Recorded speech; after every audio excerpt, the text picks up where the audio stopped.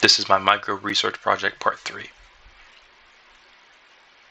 Good morning, afternoon, or evening. Today's discussion is a common yet huge threat to human life, namely the respiratory syncytial virus. RSV is a part of the Numeravidae family of viruses and is primarily limited to infecting the respiratory parts of our bodies. RSV is found on every continent in the world and is the primary cause of the development of bronchiolitis, as well as lower respiratory tract infections in infants and young children. Older adults and immunocompromised individuals also have serious risk factors associated with developing RSV infection. Today, I will take 3 articles and explore them, showing how the RSV virus damages the airway at the cellular level, how antibodies can help reduce symptoms of severe RSV disease and hospitalization for infants, and the possible link between the infant RSV infection and developing asthma in some children. These articles give us insight to not only how the RSV virus damages the respiratory system, but more importantly, in how we can prevent severe disease associated with RSV and what long-term effects RSV may have on the respiratory system. To begin with, let's remember the standard function of the respiratory system. The lungs pair together with the airways, supply oxygen to the body, remove inhaled particles and pathogens with the help of cilia and mucus, and produce immune reactions to the latter. All of this through the preserving of the airway lining. The infection with RSV brings about a disturbance in the system by targeting the ciliated epithelial cells, the major contributors to the mucus clearance among the airway epithelial cells. The viral invasion results in the death of epithelial cells alongside the excretion of more mucus, the discrimination of already existing immune cells, and the changes in the local immune response. This process of damage not only weakens the airway's first line of defense, but also makes it more difficult for the pathogens and debris to be cleared and induces inflammation. These are all the factors which may result in bronchiolitis, the narrowing of airways causing difficulty breathing. Furthermore, a 2024 research on the responses of epithelial cells to RSV adds to this explanation. That research was a study performed by Aurora C.A.K.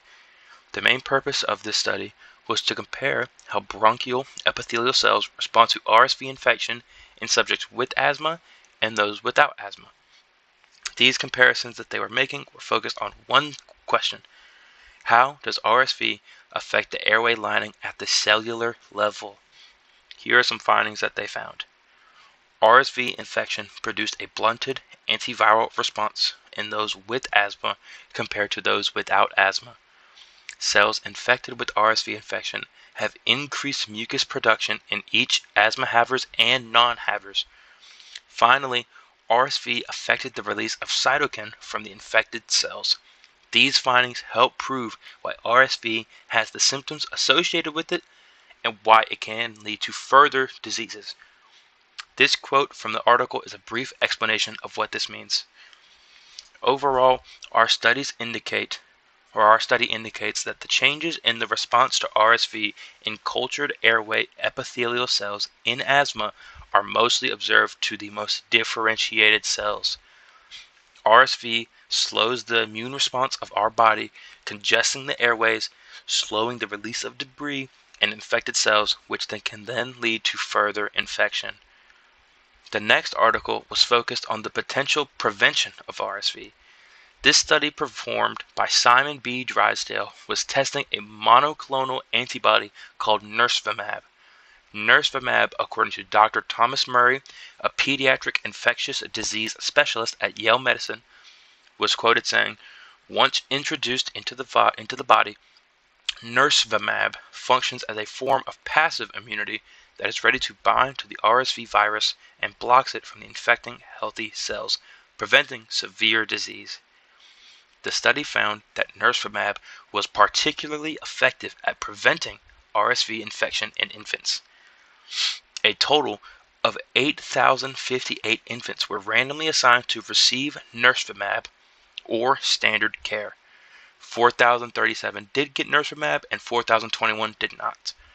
11 infants in the nirsevimab group and 60 in the standard care group were hospitalized for RSV-associated lower respiratory tract infection, which corresponded to a nirsevimab efficiency of 83.2%. This study provides evidence to suggest that there is a potential preventative measure for RSV that can be made.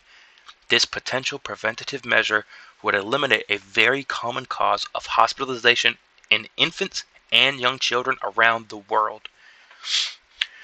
The final article I wanted to look at was conducted by Christian Roses Salazar. This study was researching the link between being infected with RSV as a toddler to the development of asthma or wheezes later in life. Here's what they found. Children that had RSV lower respiratory tract infections, or LRTI, specifically showed a higher incidence of wheezing and asthma compared to children that did not suffer from RSV LRTI. They also found that the severity of the RSV mattered when it came to the connection between the RSV and asthma and wheezing. Finally, among healthy children born at term, not being infected with RSV in the first year of life was associated with a substantially reduced risk of developing childhood asthma. This lower risk of developing childhood asthma was associated with the lower risk of developing potentially chronic asthma or other conditions. This potential link points to one thing. If we can stop RSV, we can significantly reduce the risk of developing asthma or other conditions like wheezing. Let's see what these articles have in common and how they connect with each other. The first study outlines how RSV attacks the epithelial and specialized cells and the damage this causes to the immune system and specialized cells. The second article explained how nirsevimab could potentially block RSV from infecting these epithelial and specialized cells.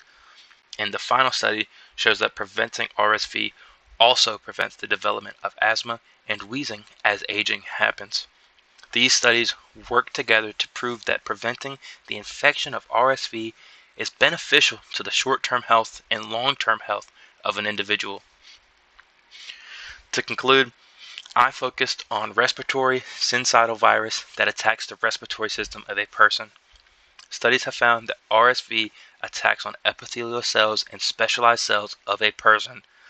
Nirsevimab is a potential new antibody that is effective at preventing RSV infection in infants, and the prevention of RSV also leads to the prevention of potentially developing asthma or wheezing as a side effect in both acute and chronic cases. Research like this matters because it will help prevent the spread of a virus that is extremely dangerous to infants and young children around the world. The one question that we have, though, is as we are nearing a potential way to block the spread of RSV, will RSV be able to adapt and mutate to bypass the solution we have found? For the sake of children around the world, let's hope that we can finally stop RSV once and for all. Thank you.